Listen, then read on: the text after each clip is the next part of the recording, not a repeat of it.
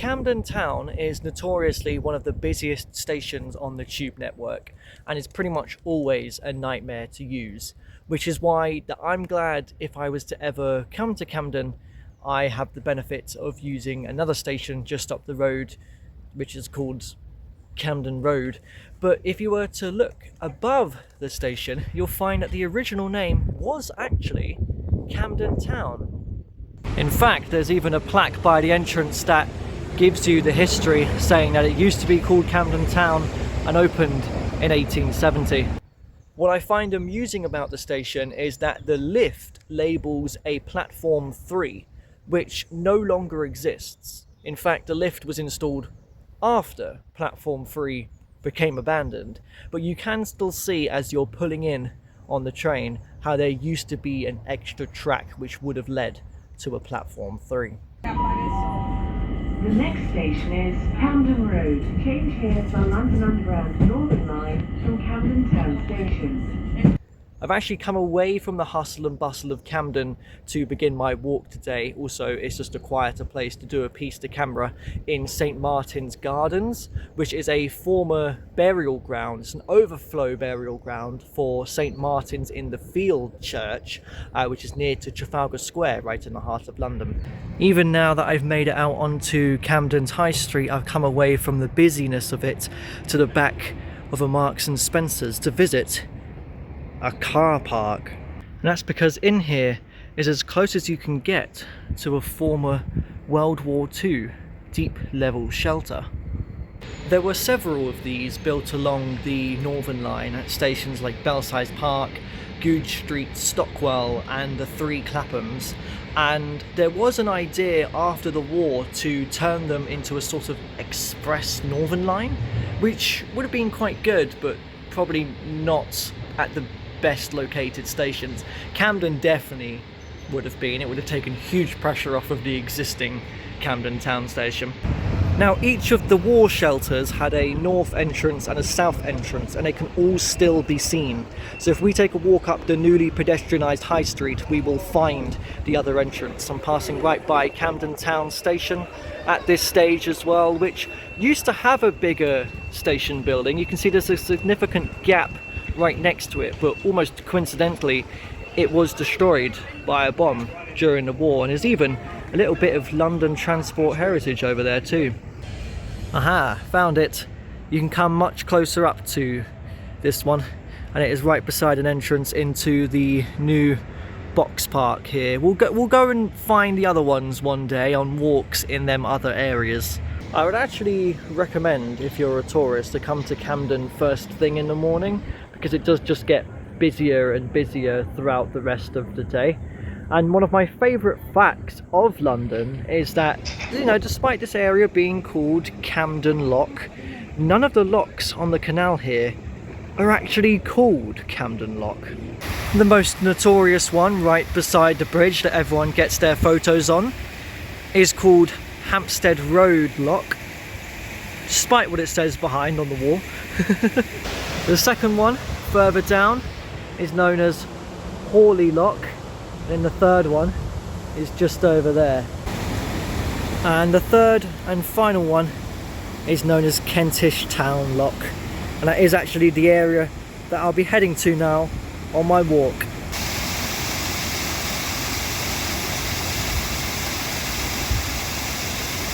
The Regent's Canal is not the only watercourse to pass through Camden though. If you come up to Camden Gardens, where they're actually doing a bit of regeneration work at the moment, you're actually standing on top of one of London's most infamous lost rivers, the River Fleet, where both branches of it that rise back in Hampstead and Highgate respectively are meeting underground here. You can actually even see a Fleet Road down there near to Belsize Park, and at this point it will continue to flow underground through King's Cross until it reaches the Thames at Blackfriars. In fact, if we just flash back to the beginning of the walk quickly at the junction of Lime Street and Georgiana Street outside of this very nice pub, you will find a little grate in the road which you might just be able to hear the River Fleet flowing down below. Oh, actually, I can just about see it.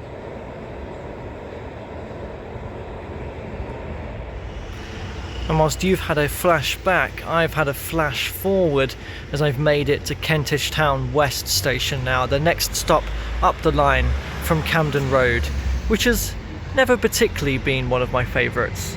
And that's because it was rebuilt on a very small scale budget in 1981, following on from a terrible fire in 1971.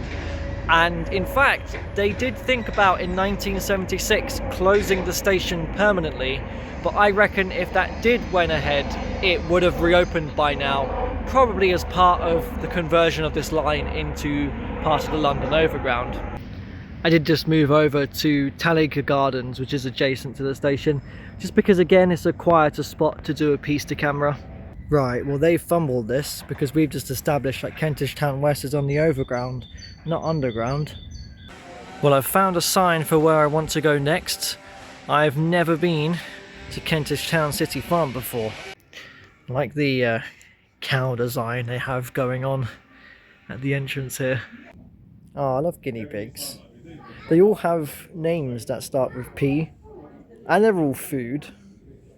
If they ever get another one, they have to call it Pringle.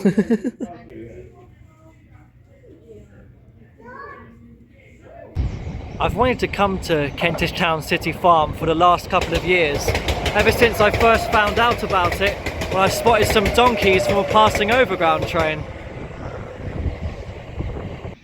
You've actually got quite the selection of railway lines around here, because this is the Midland Main Line passing underneath the London Overground.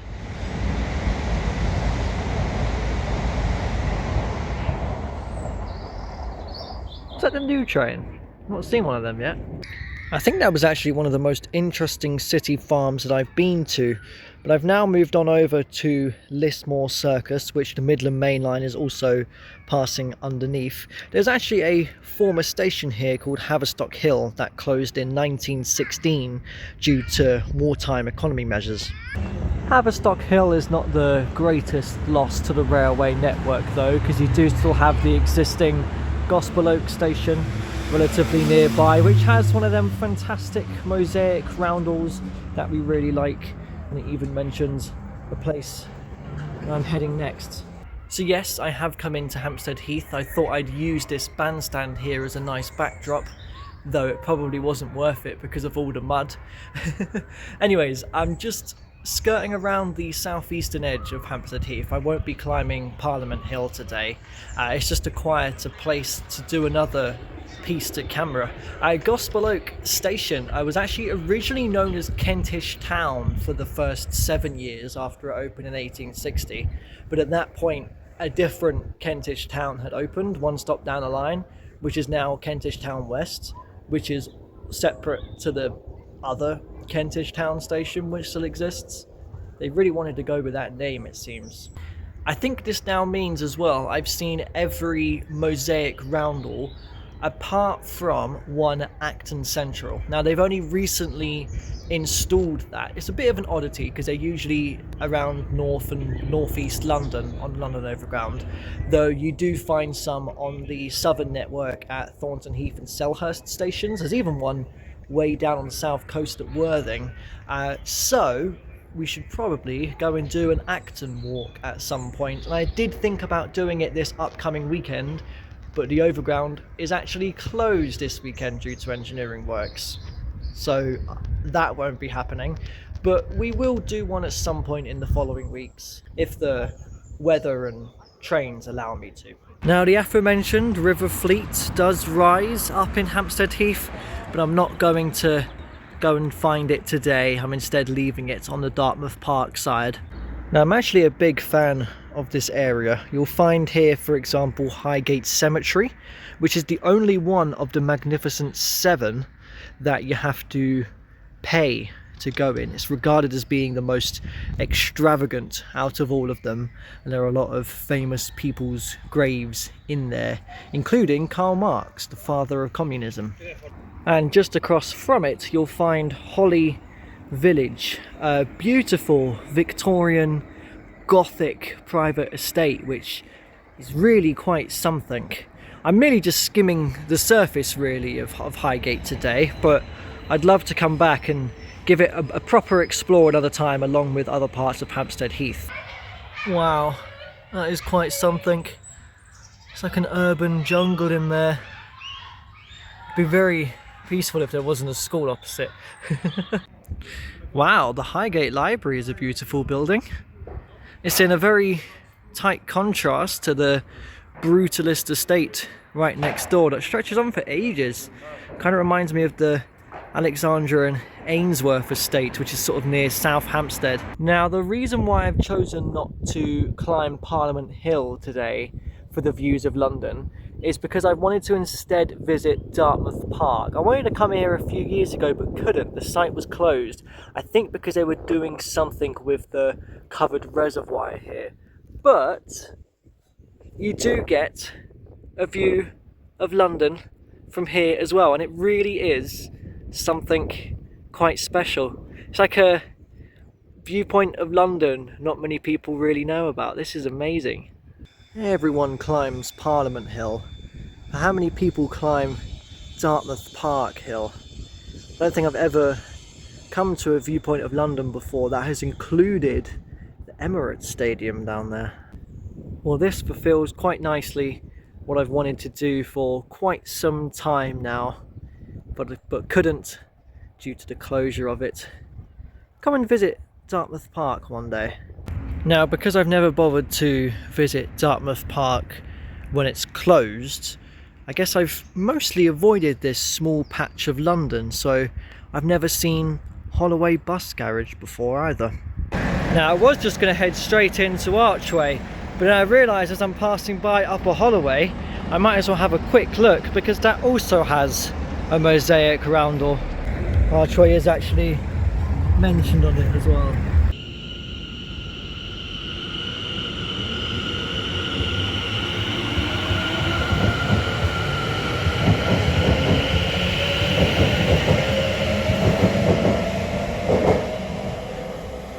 So I have now made it up to Archway proper, and I've said it before and I'll say it again, I love what they've done with pedestrianising part of the roundabout here.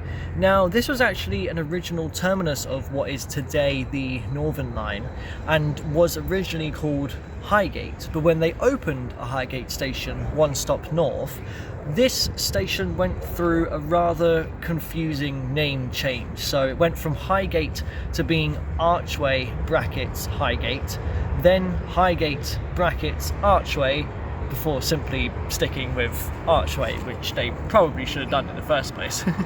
Now, there is a Whittington Hospital here in Archway, which is in reference to Dick Whittington.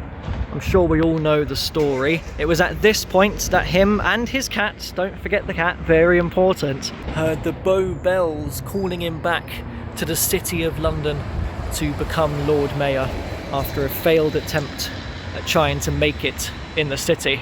The stone was erected in 1821. I feel like it's something you can walk past nowadays without even realising it's there, even with all the references to it, such as this pub here that is called the Whittington Stone. But opposite it, you have what I think has perhaps become one of the most infamous abandoned buildings in London alongside Millennium Mills, and that is an old Archway hospital, and it was even used as part of the university grounds for a time, but it has laid derelict now since 2013. I'm not too sure if they're really going to do anything with it. It's just pretty crazy that this is all still lying here, right beside a very busy road as well.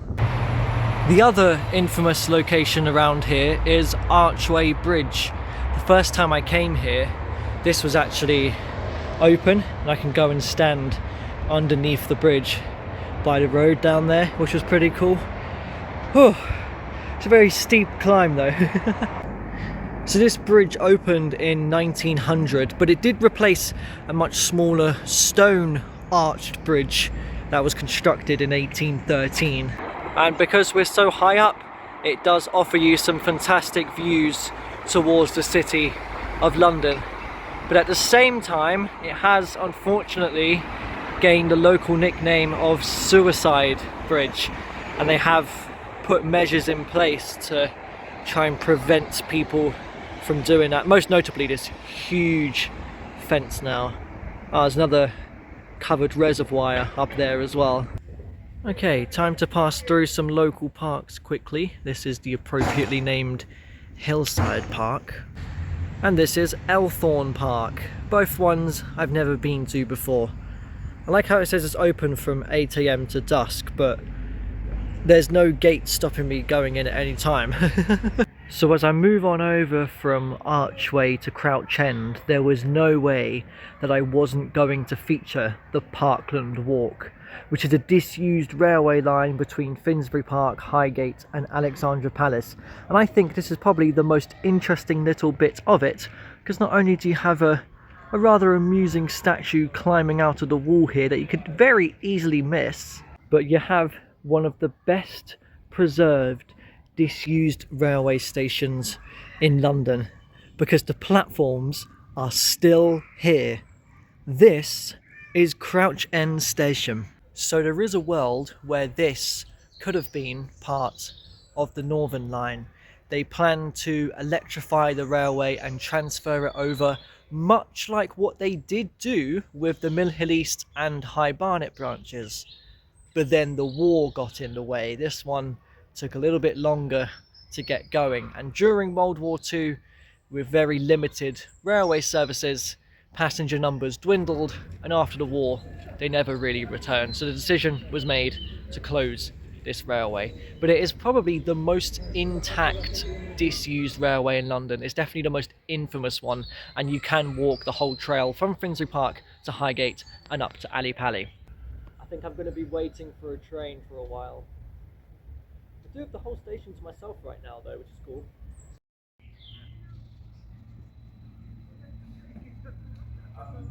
I've not actually been here since I walked the Capital Ring, which takes the railway between Highgate and Finsbury Park all the way back in 2020. So it's nice to return here. I do want to walk the entire Parkland Walk one day on video. That would be cool. For now though, I'll move into Crouch End properly, which features the former Hornsey Town Hall here. I think they've done up this area in recent years. And Crouch End also has a fabulous old clock tower. There's actually even a reference to the old Hornsey Council down there. We are nowadays in, I think, the borough of Haringey at this stage. So I'm in Weston Park and I'm taking the walk that Simon Pegg's character did in Shaun of the Dead from his house over to his local off-licence, but I won't be heading inside because I think it's too cold for a Cornetto. And I won't be heading for the Winchester either to wait for all this to blow over, because the pub they used in the film is in New Cross. So I'll just take a quick walk through Stationers Park before I head up to Hornsey, which will be my last area of today. I feel like there should be some sort of trickling waterfall down these rocks, but I guess not right now. Ah, there is actually water up here. I can instead walk across the rocks. So Hornsey is actually one of the oldest villages in London, although at the time it wouldn't have been in London and it's not really a village anymore. But I am standing by the oldest building in Hornsey, which is the remains of St Mary's Church. The tower is all that remains and is about 500 years old. And because of how historic Hornsey actually is, I'm kind of surprised that they went with Haringey as the borough name around here, especially considering that the spelling they used for it, with one R and one E, does not resemble what the area is spelled as, with two R's and an A. So for the final section today, I thought I would head up alongside the New River, taking the path through a new development rather than the one on the other side, which is supposedly a lot more muddy.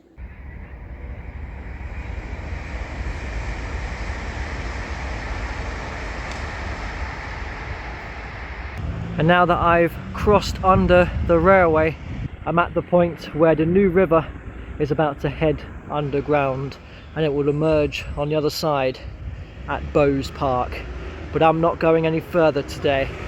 So that's been a very fascinating walk, and I feel like I got to include a lot of areas today, from Camden to Kentish Town to Archway to Crouch End and to Hornsey.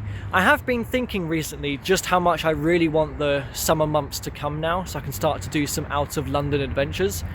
But at the same time, every time I do one of these walks, I fall in love with London just that little bit more. But at the same time, I want to save some of these walks and some of these places for walks perhaps next winter. But we will do the Acton one. I'll make sure to do that one before winter ends. Now I'm kind of in between two stations here. Got Alexandra Palace over there and Wood Green on the tube over there. I think I'm going to go with the latter. I'll take inspiration from the New River that's heading underground here and do so myself. Also because the tube offers cheaper TfL fares. So thank you for watching today. There will be more London adventures coming soon, but for now I leave you here. Subscribe so you don't miss them. See ya.